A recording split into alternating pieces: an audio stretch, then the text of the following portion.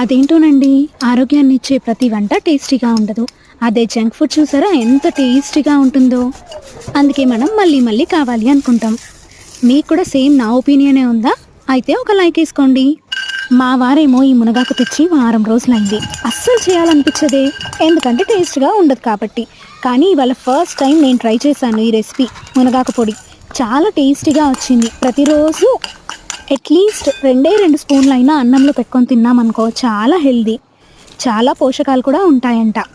So మీరు కూడా ఒకసారి ట్రై చేసి నాకు కామెంట్ చేయండి. నేనేం చేశానంటే ఫస్ట్ మునగాకుని బాగా ఫ్రై చేశాను. ఎంత ఫ్రై చేశానంటే పట్టుకుంటే పటపట అని విరిగిపోయేలాగా ఫ్రై చేశాను. సేమ్ ప్యాన్లో ఫస్ట్ బుడ్డలు వేయించుకున్నాను. తర్వాత 1 స్పూన్ ఆయిల్ వేసేసి మినపాలు, శనగపాలు, ధనియాలు, అలాగే జీలకర్ర వేసి ఫ్రై చేసుకున్నాను. చివరిగా 2 ఎల్లిపాయలు, కొంచెం చింతపండు, 2 మిరపకాయలు వేసి ఫ్రై చేసుకొని పొడి చేసేసాను. అంతే అండి, బరకగా చేస్తే రెడీ అవుతుంది.